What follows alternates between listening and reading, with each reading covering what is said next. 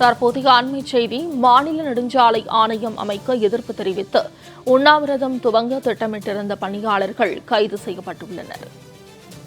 எழிலக வளாகத்தில் உண்ணாவிரதம் நடத்த திட்டமிட்டிருந்த பணியாளர்கள் முன்கூட்டியே கைது செய்யப்பட்டுள்ளனர். இதுகுறித்த கூடுதல் தகவல்களை வழங்குவதற்காக சிறப்பு செய்தியாளர் ராம்குமார் இணைப்பில் உள்ளார். ராம்குமார், நெடுஞ்சாலைத்துறை சாலை பணியாளர்கள் முன்னரே கைது செய்யப்பட்டுள்ளனர். இது குறித்த கூடுதல் விவரங்களை பதிவு செய்யலாம்.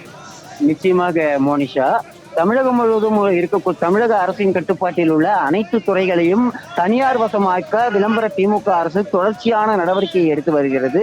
அந்த வகையில் மாநில தமிழக அரசில் நெடுஞ்சாலைத்துறையை தனியார் வசம் ஒப்படைக்க ஏதுவாக மாநில நெடுஞ்சாலை ஆணையம் என்ற ஒரு அமைப்பை உருவாக்க இருக்கிறது. இதனை கண்டித்து நெடுஞ்சாலைத்துறை ஊழியர்கள் இன்று ஆர்ப்பாட்டம் நடத்த இருந்தனர். தமிழகம் முழுவதும் உள்ள கிட்டத்தட்ட 5000க்கும் மேற்பட்ட நெடுஞ்சாலைத்துறை பணியாளர்கள் சென்னைக்கு ஆர்ப்பாட்டம் நடத்த இருந்த நிலையில் ஒவ்வொரு மாவட்டத்திலும் நெடுஞ்சாலைத்துறை பணியாளர்கள் கைது செய்யப்பட்டு வருகிறார்கள். குறிப்பாக மாநில நெடுஞ்சாலை ஆணையம் என்பது இந்த நெடுஞ்சாலைத்துறையை தனியார் வசம் ஒப்படைக்க இருக்கிறது.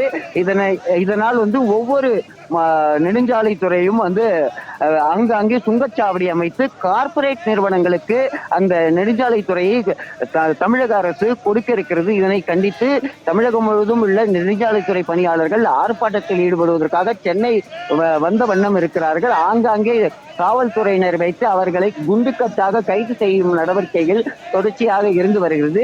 சென்னை சேப்பாக்கம் எழிலகம் அருகே ஆர்ப்பாட்டம் நடத்த இருந்த 100க்கும் மேற்பட்ட நெடுஞ்சாலைத்துறை பணியாளர்களை தற்போது கைது செய்து சமூக நல கூடத்தில் அடைத்திருக்கிறார்கள். குறிப்பாக இந்த நெடுஞ்சாலைத்துறை ஆணையம் என்பது மாநில சாலை மற்றும் தேசிய நெடுஞ்சாலைகளில் சுங்கச்சாவடி அமைத்து அந்த சுங்கச்சாவடிகளை கார்ப்பரேட் நிறுவனங்களுக்கு விற்பனை செய்வதற்காக தமிழக அரசு முடிவெடுத்திருப்பதாக அதனை கண்டித்தும் தற்போது இந்த ஆர்ப்பாட்டமானது நடைபெற்று வருகிறது.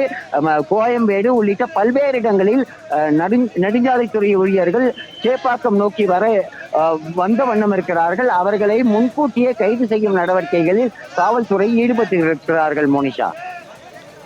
ராம்குமார், தகவல்களுக்கு நன்றி.